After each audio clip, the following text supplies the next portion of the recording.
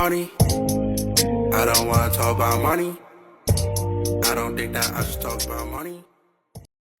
Hey everyone, welcome back to the final episode of Love Lovelock, and I'm here with Freddie Golden. I'm a sophomore computer science major from Chicago. I go to Morehouse College right now. Tell them what you do, Freddie. What I do, I'm a bit of a creative. Right now I'm working on a 1-minute podcast myself. It's kind of just a series where I highlight AUC personalities, just in a 1-minute podcast style, just having quick conversations about like real life topics and things like that, things of that nature. I also like to do fashion. I like to dress up sometimes. I like to do a whole bunch of things in creative things. So you know his little fit checks with the album covers. Yeah. So yeah, that's kind of actually how we met and kind of how. Really? Yeah. So looking at the podcast that she does, like I love the podcast, like the whole Love Lovelock thing. So what was like the first episode that you saw? I think it was Sean's. And then once I saw Sean's, and I looked back and I looked at some other ones, and I just like watch it in the gym. Like I'll go in the gym and I'll just be like, appreciate it. I love that. I love when For people sure. watch my podcast and they tell me about it. It's really supportive. I know that you had hit me up and you wanted to start a podcast yourself, and a lot of people reach out to me, and you should, because it's better to talk to somebody with experience, because I know starting off, I didn't really have like a guideline or someone to talk to about it. So a lot of this stuff is like unnecessary that I bought, or I didn't know what kind of mics to use for like what I wanted to do. But I remember we went to Manly and we were talking, and then I was just basically like, you just have to start it. Like you just have to do it. Yeah. Like use what you have. And then you did it. Yeah. And then how did that go? What does your success look like now? Because you have more than one. Yeah. So starting off, I had the idea to do the 1-minute podcast. I would say like my freshman year. I was just in the shower and I was just like, I think God just put it on my mind to just do something different. Real, literally, though. like just do something different. And from there, I was just trying to find ways how I could do it. And from there, like obviously seeing other people do it, it's like motivating, it's inspiring. So that's why I reached out to you. You know, we talked a little bit about it. You told me, because I did my first episode, remember? Yeah. And I sent you like some of the clips, and you were like, "Oh, you can change this here. You can do this I did there." give you feedback. So yeah, that was actually really helpful. And the but video, you saw the difference that it made, right? Yeah, for like sure. It's the little things, and I talk about in my last episode, Mallory. Like intentionality is really key. Like the little things are just like wiping your camera off or turning it or just like positioning it will make it like more pleasable to like the eye. Exactly. And I only been doing it for like this semester, and it's like the but you video. were consistent with it too. Yeah. I was trying to do like at least one video a week, like at least, like that was my threshold. And the video that you like helped me out on, like I remember it was at Spellman, and it was like that's like my most popular video to date. Yeah. Oh, that makes me feel sure. so that makes me feel so good. Yeah. If anybody need like advice or cinematography, I'm your girl. like but even when it comes to growth, and I'm like talking about your consistency, I had goals for my podcast. Like I wanted to get to, and I'm just being honest, I wanted to get to 8 episodes, I think. And I'm only gonna have 5. And I'm looking back like, damn, I could have done more. But I was also growing in other places. And I think that for anybody that has goals set in mind, it's like to give yourself grace and also set perspective. Like I maybe did not grow as fast as I wanted to with my podcast, but I did grow to have like a full season.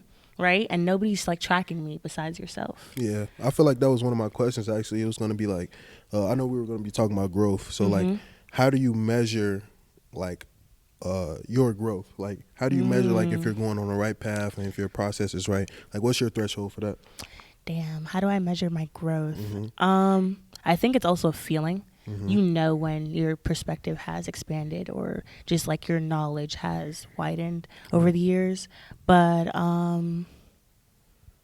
I don't think we should measure our growth. I think we should let it happen, because when you're tracking yourself and you're like it's also like, you know, when you're working out and like you have a trainer, they're always like, never look at the scale. Yeah, don't check the numbers. Like you have to just let time show and do the before and after. So now at the end of the year, we can reflect on our growth, and that's why I'm happy that this is our last episode. Like we can talk about where we were and how we are now, and that's something that we've learned.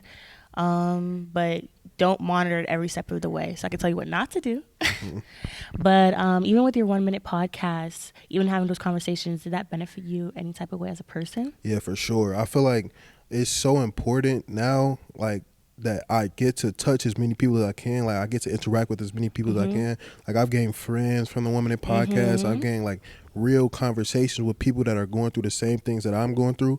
And it's like in life, I feel like that's what life is about. Like as a human, like you're supposed to grow and learn from other people around you. And I feel like that was one of the reasons why I wanted to start the podcast in the first place. Because it's like it's so many, like some of the smartest black minds like in the world, in our like exactly in our vicinity. That's why I wanted to start this to begin with, because everybody's like, oh, why'd you start a podcast? Because I'm surrounded by like the top best black students that one could possibly have. Exactly. And although they're probably not all here, majority is. So why not have conversations with people? I agree. And we could talk about like networking. So also gonna be honest again, I came in here and I was frantic. I was unprepared. I didn't have my wires. Like I forgot how to work things because I was going through my finals week. And I was just telling Freddie that like I never want people to see me as unprofessional.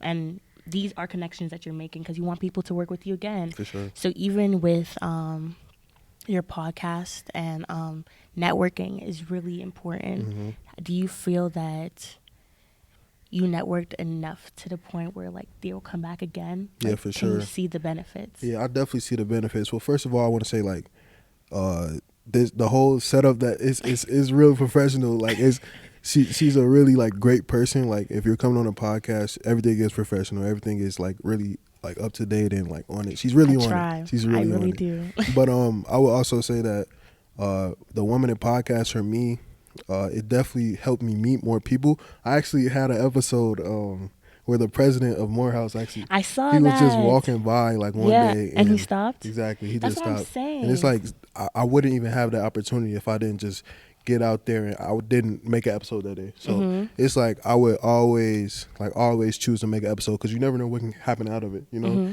And then you meet new people, and then I'll be at parties and people are like, oh, I was on your podcast, or I'll be at the library like, oh, I was on your podcast. You know, it's such a good thing to see and like see your work come forward, you know. And I know that you've experienced that too, like having your podcast. Like, what's been like the best experience like to come out of this podcast?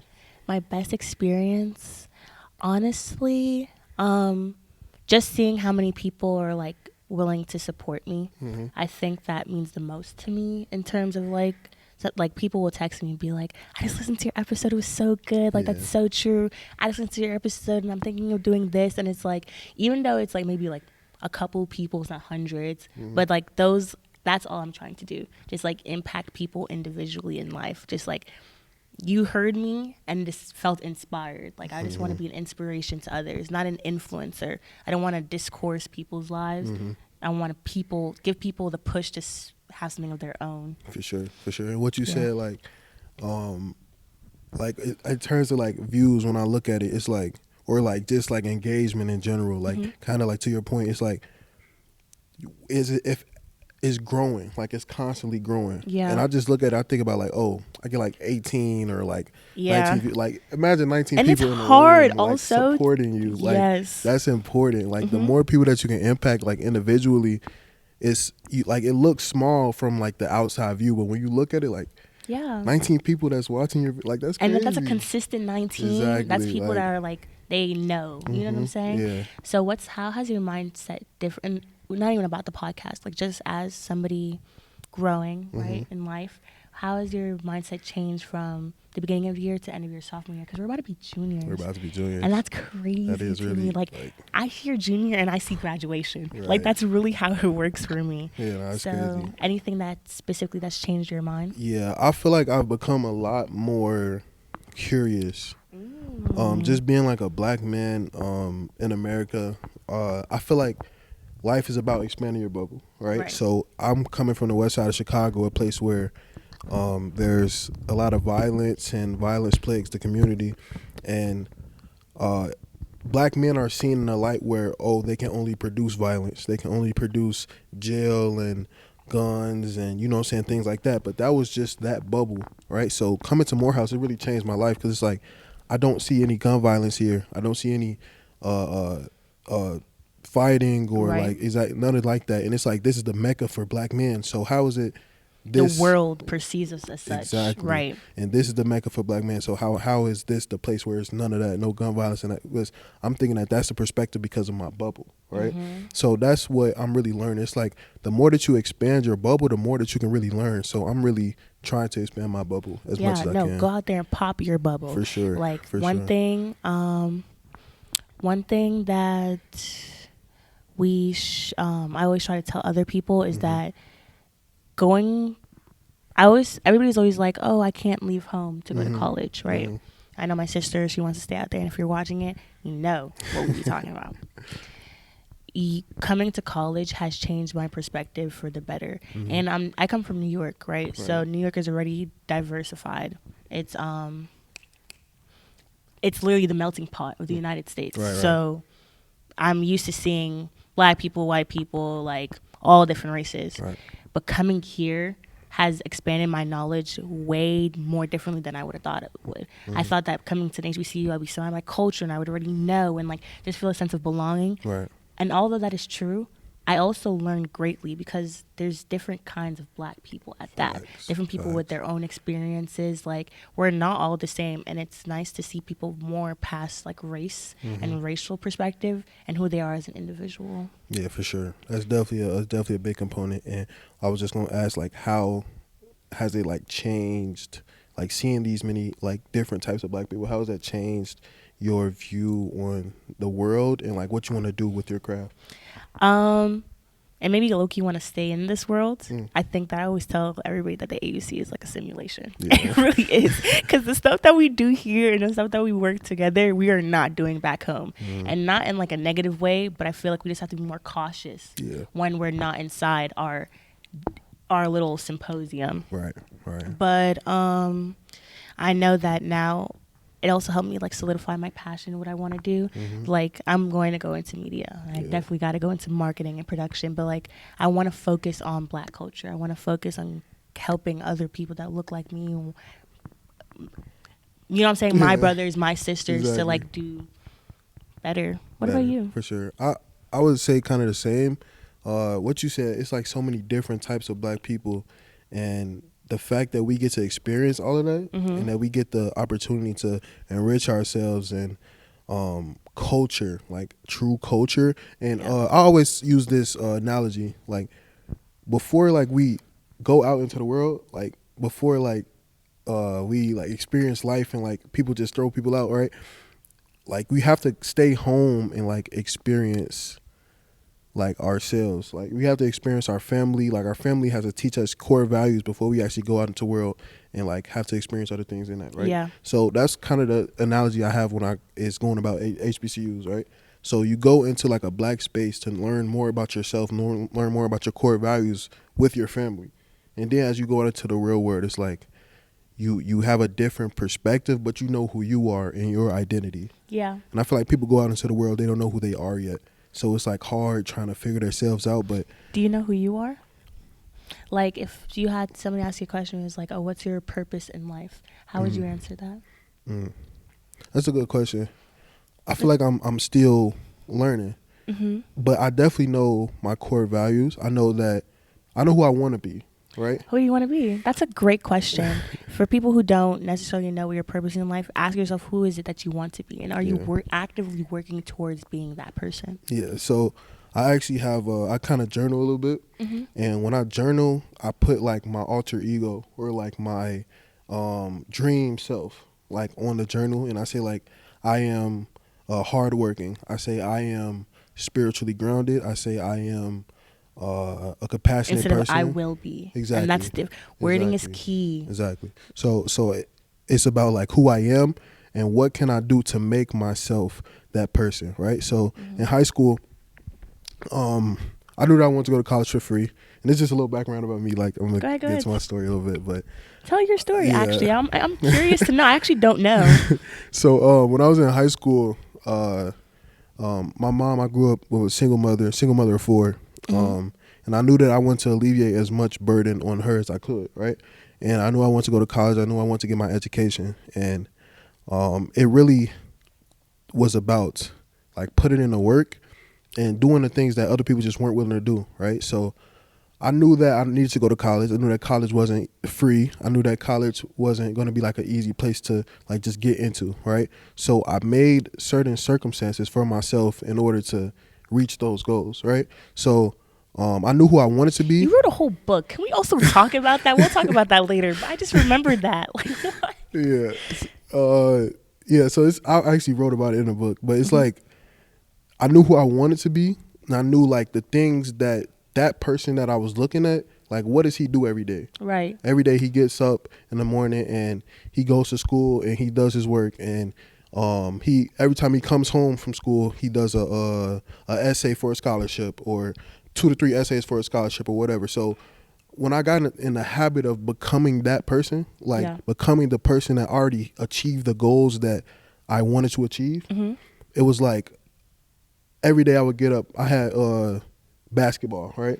So first of all, I put myself in a sport on purpose to keep myself out of the streets and to stay focused, because on a basketball team. And you did that knowing that? Yeah. So I'm already thinking like in my head like, what circumstance do I have to put myself in? What environment do I have to put myself in order to succeed? And your environment is important. Very important. Who you are surrounded by is what you're going to become. Exactly. It's right? what you produce. Continue. And so I knew I had to be on a basketball team to keep my grades up, right? And that was just like a motivator for me. So it's like sometimes you got to go to the extreme to like put yourself in that right environment. So I was on a basketball team, and I knew I had to have like a 3.0 GPA at least. So I knew I had to get all good grades. But the basketball team also kept me out of the streets, which is also a prominent like factor. Like being from the west side of Chicago, you have the option. If you're bored enough, you're going to start going to parties. You're going to be introduced to this person, and you have to like keep yourself out of that. Right, exactly. So once I started to accommodate myself to those goals and become the person that I was in the future, like do the things that person did. Exactly. Yeah. So you have to personify who you want to become. And once I did that, I was applying to this is my personifying who you want to become. I like that because it's true. It's real, like, it is true. My mom taught me that actually just to like, she's like one of the smartest people that I know, and like just I love my mom. But shout out mom. Shout out moms. But yeah, so my daily schedule was I was going to workouts in the morning, 6 a.m. Then I would go to school, get all my work done. Then I would go to practice after school. Then I would come home. I would do 2 to 3 scholarships a day, like just knocking it out. By the time, and I wasn't even like registering it in my mind like what I was doing. It was just I personified myself with that person so much. It wasn't about what I was doing. It was about who I was. Right? So that's who I was. I wasn't doing it. Like, you don't go to the gym because you want to be strong. You go to the gym because you want to like build your muscle, and like that's who you are. You know what I'm saying? Yeah. So basically, if you tell yourself who you are, you're going to continue to reach those goals. And then by the time that I was a junior, I got my first scholarship. And I had applied to 50 of them, but I got my first one. Applying to 50 scholarships is crazy. I was a crackhead. Yeah, but even when we're talking about personifying who we are and who we want to become and how our environment is key, and this is all stuff that you guys can listen to in other episodes as well. For sure. And I'm glad that this is my last one to kind of like bring everything together. But to become the person you want to be in life, that takes a lot of discipline. Like, you have to have the mentality to, consistency is key. But consistency and discipline are two different things as well. For sure. Because you cannot be consistent, but still have the discipline into like self-realization that you're not doing this, but you're going to do this instead to make up for something else. And just have the continuous like mindset of, at the end of the day, this is what you're going to do. For sure. Whether it's like you're actively doing it or not. Yeah, exactly. And I think mental, sorry, not to cut you off, but mental over matter, right? For sure. You need to learn how to control our mind and our emotions. Sure, that is so important. Yeah. That is so important, especially like in the environments that we are in. Like mentality. You know that one saying? It's like, oh, be mindful of where you are. Like that TikTok trend. It's like, do you know what I'm talking about? No, you know that one. Where everybody's like, be mindful of why you're invited to the party, or be mindful of why you're being like, no, literally be mindful of where you are and like what you're doing, because people are watching you. For sure. And that's one thing we should talk about as well. Like, I know ever since like with growth comes followers and comes monitoring spirits, comes people who support you and love you and be there for you. How can use your discernment to figure that out? How do you use your discernment? That's a good question. That is a really good question. So, in terms of, you're saying like when you gain popularity. I hate that word, right, popularity. but, Ugh, it makes me so upset. Yeah, but like you gain like. When you're building yourself, Mm-hmm. let's just say that. You Right. know what I'm saying? Because you network. Mm-hmm.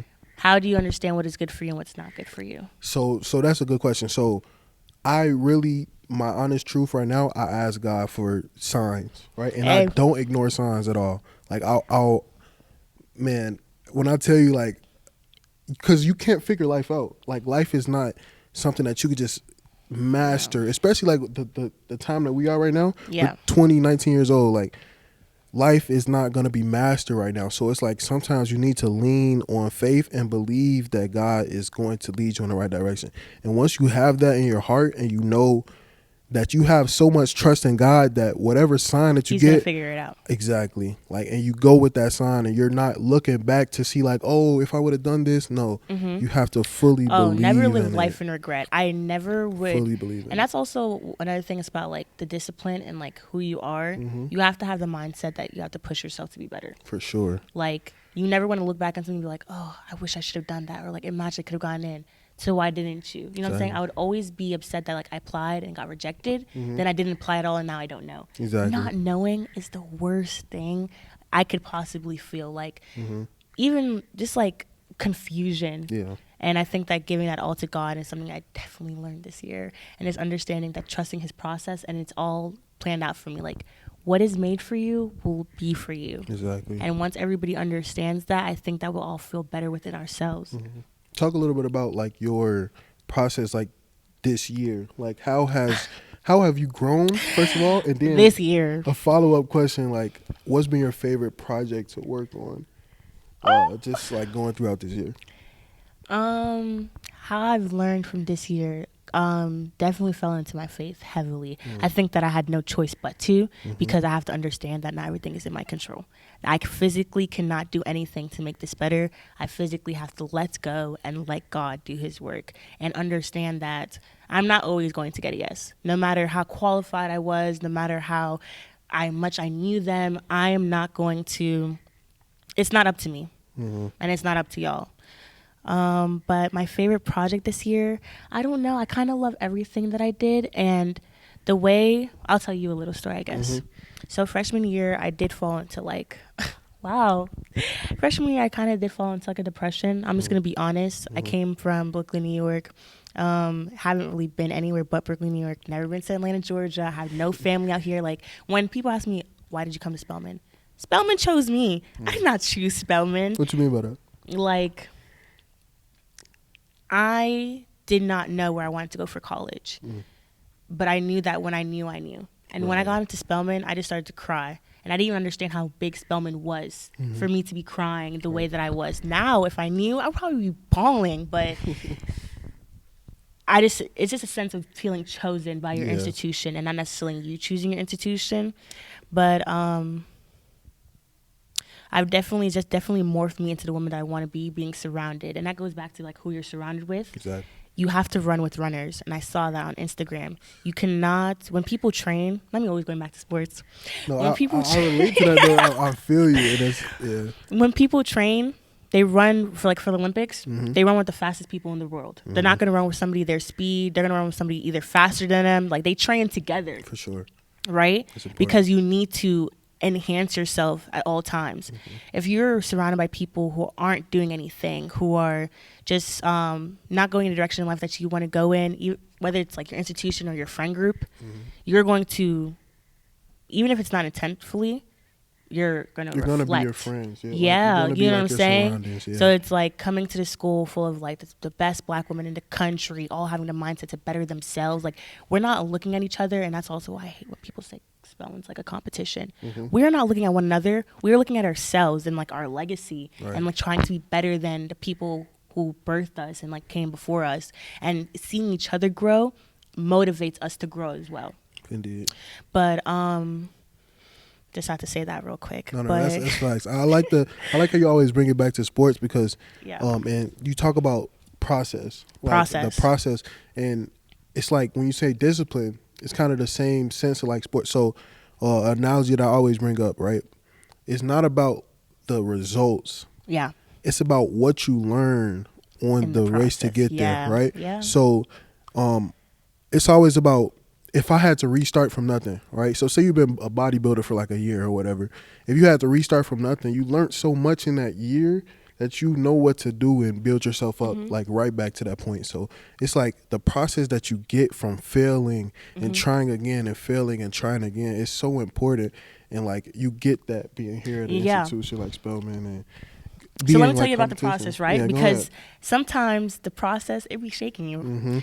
I fell into a depression during my freshman year. My grades weren't good. I wasn't really hanging out with people who were like so focused on their grades as they should be, and not even blaming them, because at the end of the day, you need to take responsibility for yourself, you know? But was sad. Like, I wanted to go home, was homesick so bad. Like, I would just like go to class, go to my room. Like, I wasn't even partying, because that's not even who I am. I was partying to a certain extent. Please, Mom, don't watch this. But I was so sad. I don't know what happened at the end of freshman year, but I was like, I can't do this because I know who I am. I like to excel, and as unfortunate as that is, like, that's just who I am. I'm at competition with myself, and I want to feel motivated. Like, I like being busy. Right. Like, and I just had to accept that. I like having things to do. I like being involved. I like being involved in my school organizations and having a say and making things better. Like, I came to Spelman to actually change the world, and I didn't feel like I was doing that my freshman year.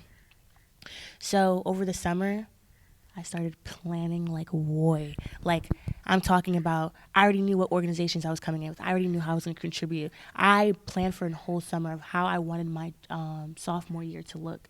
And my fall semester, I saw that. I saw my visions coming to life. I saw me being involved. I saw me talking to the people that I wanted to talk to and make connections. And some of those people are my best friends and my biggest supporters now. Like, I am not mad because what I learned being like sad, or not even, I wasn't sad all the time, but what I learned from being slower in my freshman year is I got to scope out the scenery. Yeah. I got to see how I can place myself, because I wasn't going to jump into something and I didn't like it, because when I do something, I want to make sure I'm doing it right. Exactly. And I feel like it's power in that, like the fact that you turned it around.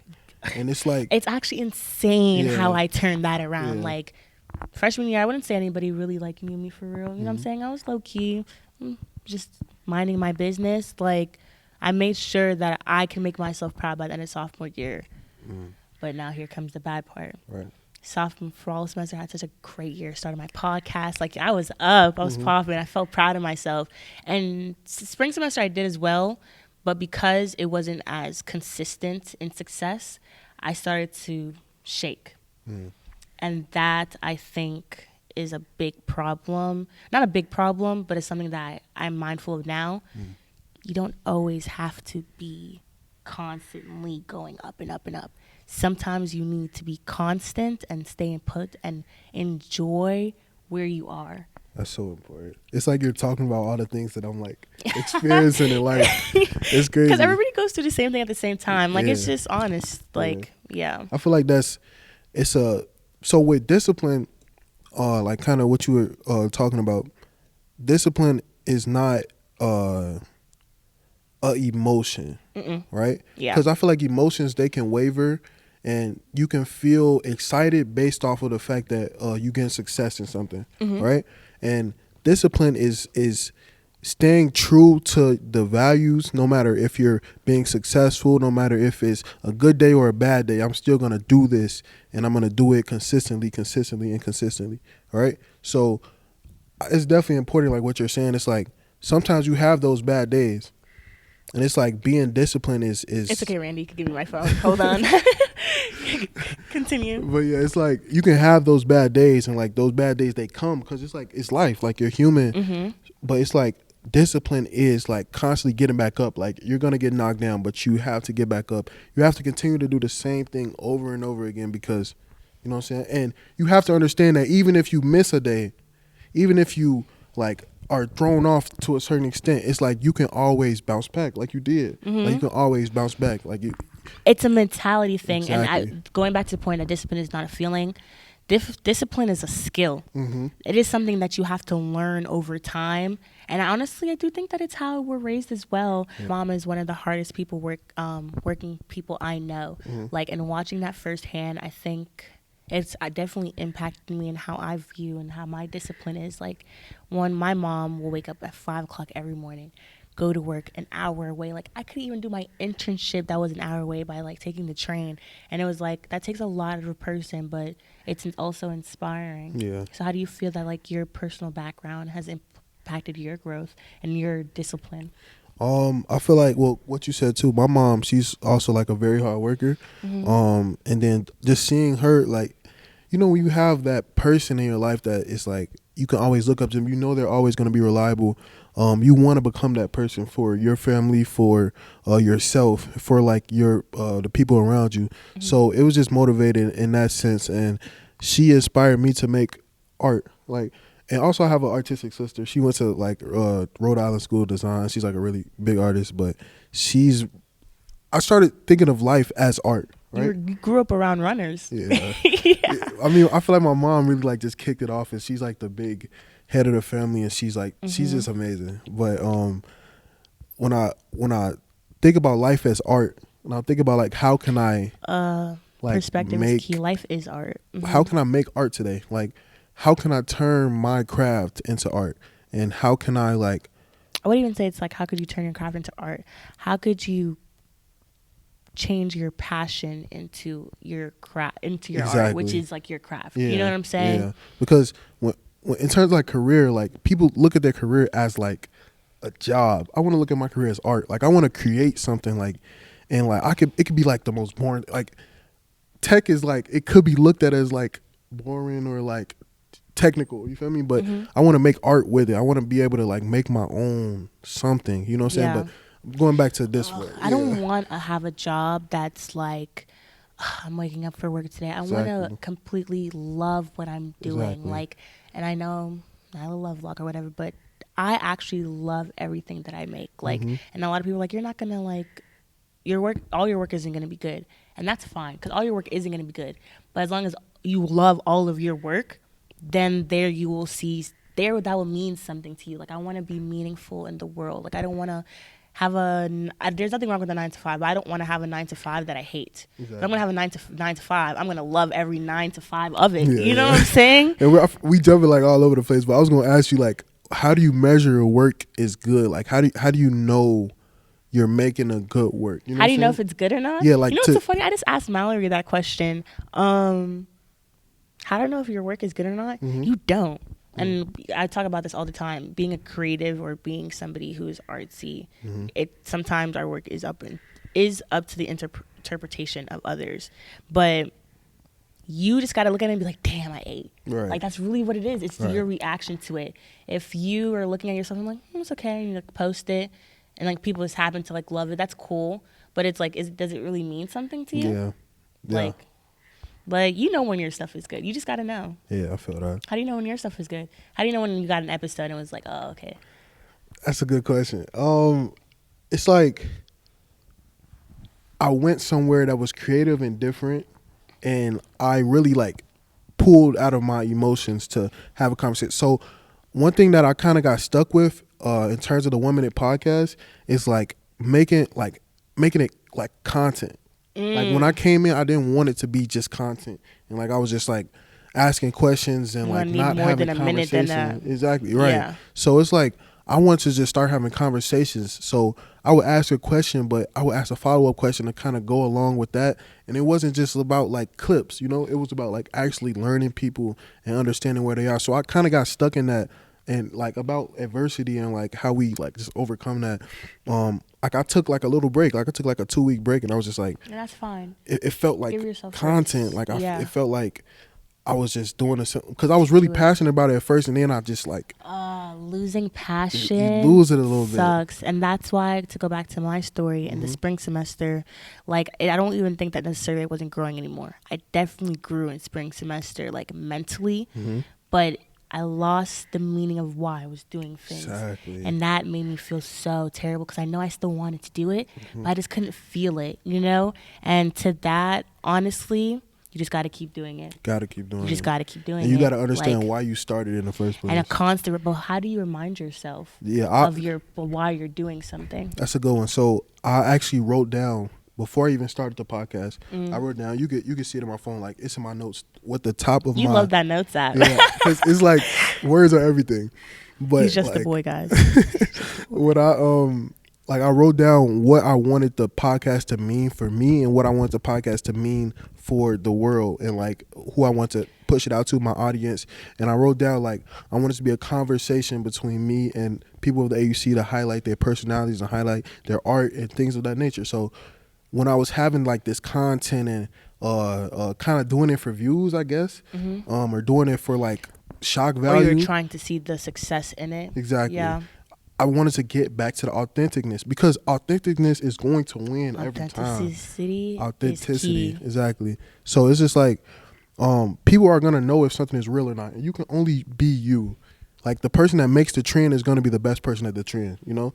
So it's like, the more authentic I was, and I was straying away from the authenticity of it, the more authentic I was in it, it's like the more I was going to be happy in my work, and the more that, whether I knew it or not, the more that it was going to grow and like be successful as it is. So I feel like that's really important. Not even to be cocky, but like after I stopped being frantic and setting up and stuff, Freddie was like, "Oh, is there any rules for like the podcast?" And basically my answer was no. Just be mindful of what you say, because there is like, what is it called? A digital footprint. Yeah. Right. But even then, I try to be as authentic in my conversations. Like, I have like a little outline of what I want to talk about, because you don't want the same conversation over and over again. But this is who you are. And that's why you have to be mindful of who you also work with, because I never want to be surrounded with people that are like, doing stuff for shock value or coming on here to like say like the most wildest of things. Like, I hand select different people for my show. For sure. Knowing how the conversation go, knowing the impact that they can leave. Sure. Right. Like, we could have done this podcast when we met, but we didn't. You know what I'm saying? Like, I got to learn who you were as a person before you decided to like speak with me to the world, to my world at least. I appreciate you for allowing me to come on, No. I appreciate it. I'm humbled, But so with this podcast and with like Love Lock as a brand, where do you see it being? Love Lock as a brand, I like that. Where do you see it being in like 5 years?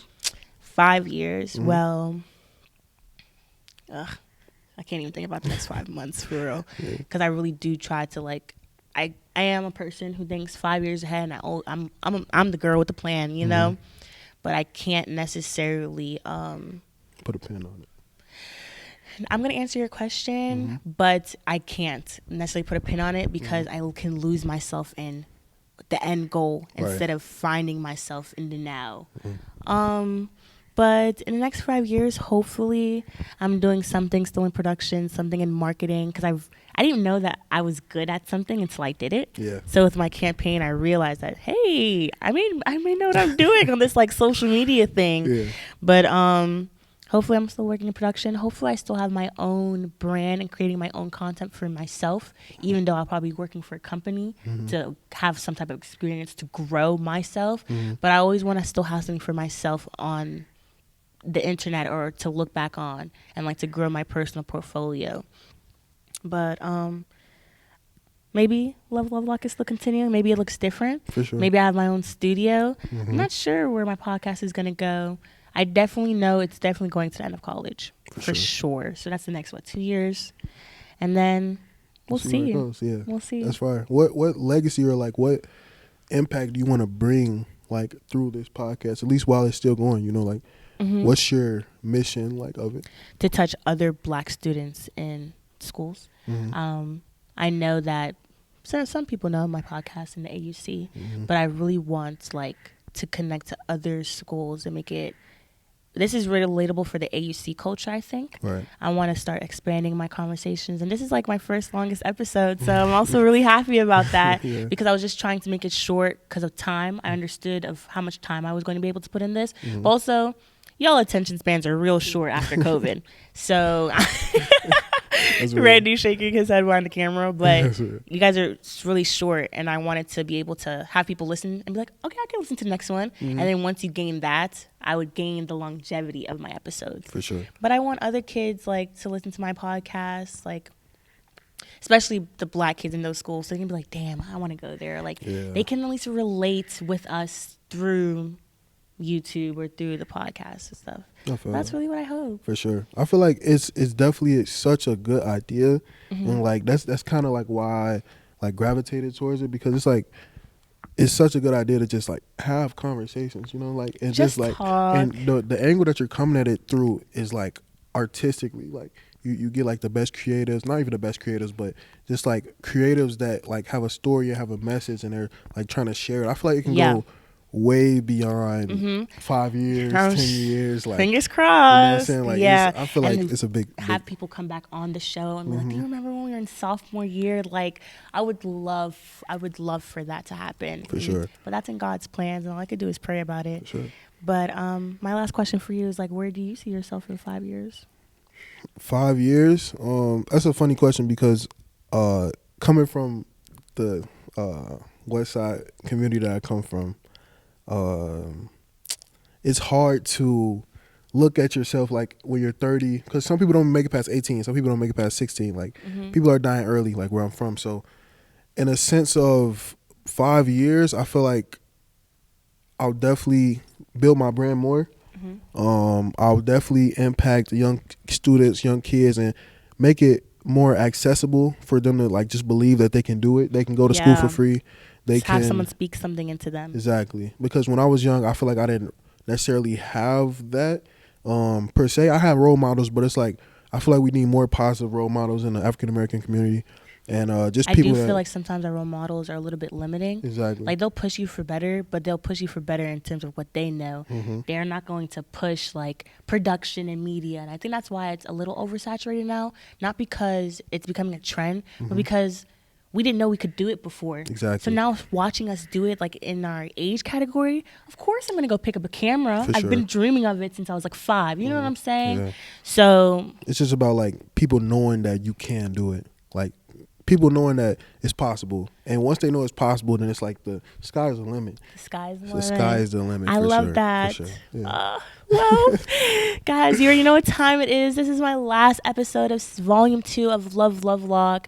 I really, guys, hope you enjoyed all these episodes. Make sure to go back, tag, reshare, comment under your favorite episode. You know what I'm saying? And the sky's the limit, like Freddie said. Tell them you're at. Follow him. It's Elite Fred, LIT3.Fred. I post my Women podcast episodes on there. And go read his book. Read my book as well. It's also in my bio. And then on my YouTube, it's Food for Thought with Freddie. That's my YouTube. I'm still growing the page. It's gonna be something big. Love Lovelock is going to be something big. I hope so. For sure. I hope so. Continue to support her. And you know what I'm saying? We're just going to keep going up. Yeah, and support each other. Support your friends. That's another thing that in the AUC we need to do more of.